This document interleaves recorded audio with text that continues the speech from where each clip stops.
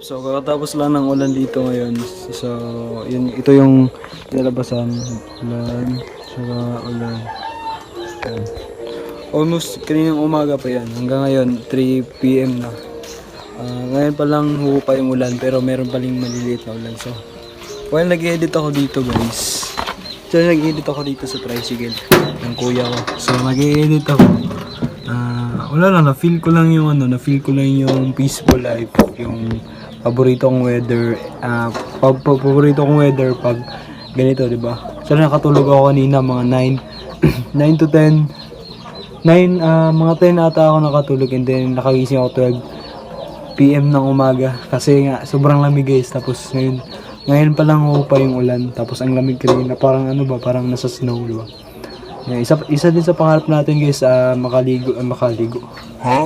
Makapunta sa snow na lugar, and then nag-edit kasi ako ngayon.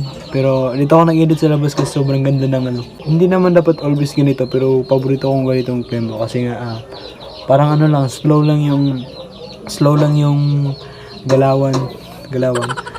Slow lang yung yung parang tawag doon. Tingnan nyo naman guys, ito yung view dito. Ganda. Ayan, ito yung view. Tignan nyo, ayan.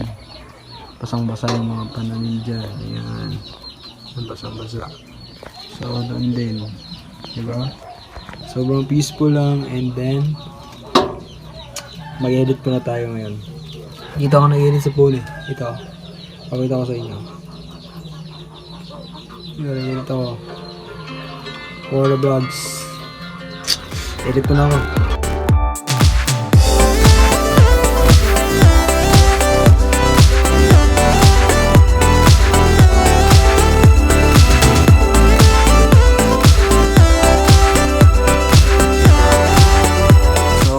Ituturo ko kayo dito sa lugar ng lugar ng asawa ng kuya ko, pangalawang kuya,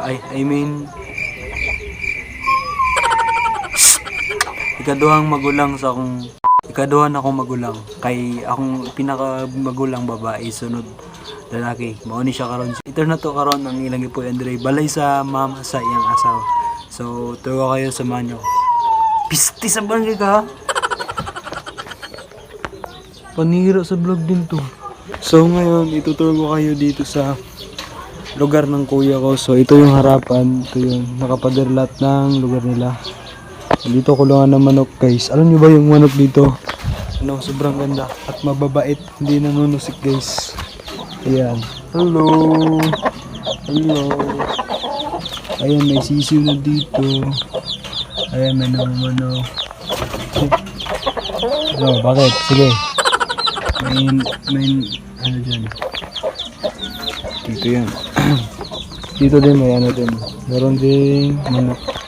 So dyan yung tricycle. Tapos doon yung main gate nila. And then, di ba ang peaceful? Ganda ng lugar na, paborito ko yung lugar nila guys kasi sobrang peaceful. Tapos yun na nga. Ito yung maingay na aso. Alam nyo ba na tinatalian yan kasi nga kinakain nila yung mga manok. Actually madami na sana silang manok. Kaso kinakain ng aso na yan. Tapos yan, di ba peaceful. Likod niyan bahay na nila. Tapos ito yung parang kubo-kubo pasilungan sa mga tricycle nila. Tapos dito, ayun na, nakapaderlat lang nila. Parang sobrang trip ko yung lugar nila dito. Even na kahit ganito lang kalaki yung mabibili kong lupa soon, okay na sa akin. Dami kong plano dito pag sa akin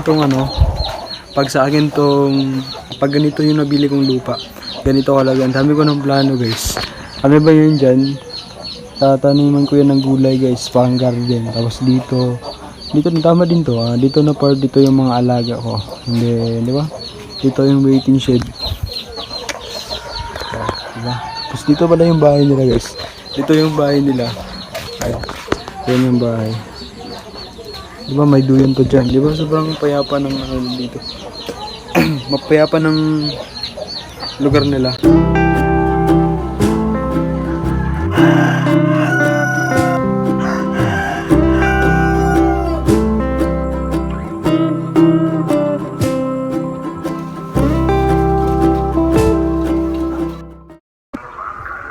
While nag-record sana ako, may nakita akong ibon, guys.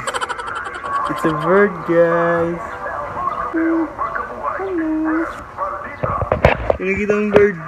Ayun o. Ang cute niya. Hindi siya masyadong lumilipad, kaya ginawa ko. Pakakainin ng pusa, guys. Ang daming pusa dito. Tatlo yung pusa dito. Buti na naunahan ko. Kung hindi pa yun, nakain na sana to, guys. Ang cute-cute niya.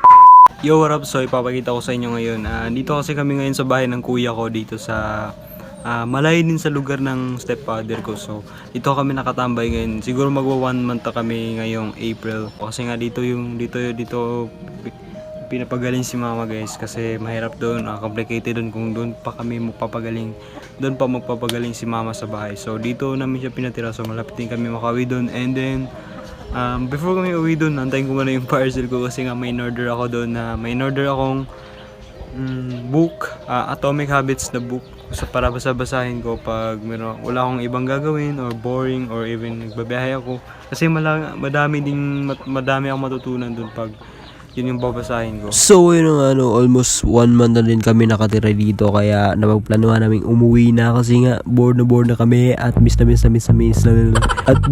na namin ang lugar na pinagtirahan namin kaya umuwi na agad kami. Let's go!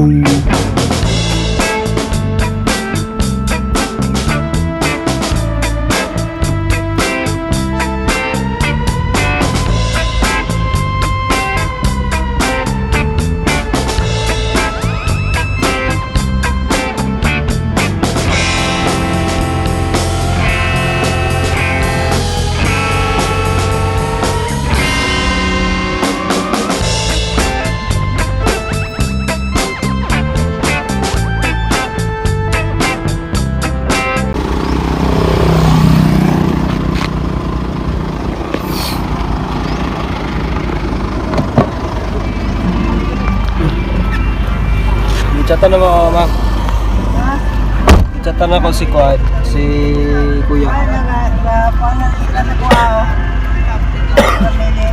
Sa.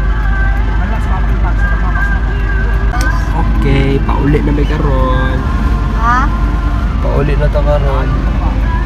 Alright, malapit na may kabot, malapit na may awat, guys. Masama din yung pakiramdam ko. Pilak na ko.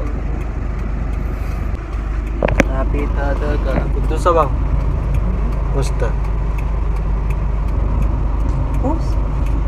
Musta ba?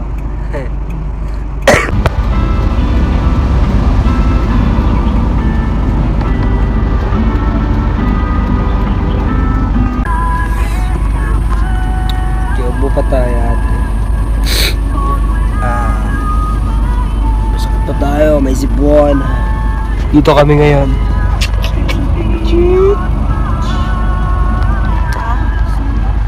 Alam nyo, nag-yellowish yung video ko, guys. Kasi nga itong glass ng itong bintana ng sasakyan na to is parang yellowish yung niya, kaya parang yellowish yung kinalabasan ng video. Pero hindi yan, guys. Ganito talaga yung ayan, di ba? Malinaw naman. Ganyan naman yung yellowish yung bintana ng sasakyan. Kaya parang nagmumukha tayong yellowish, pati yung yung sa labas. Ayan o.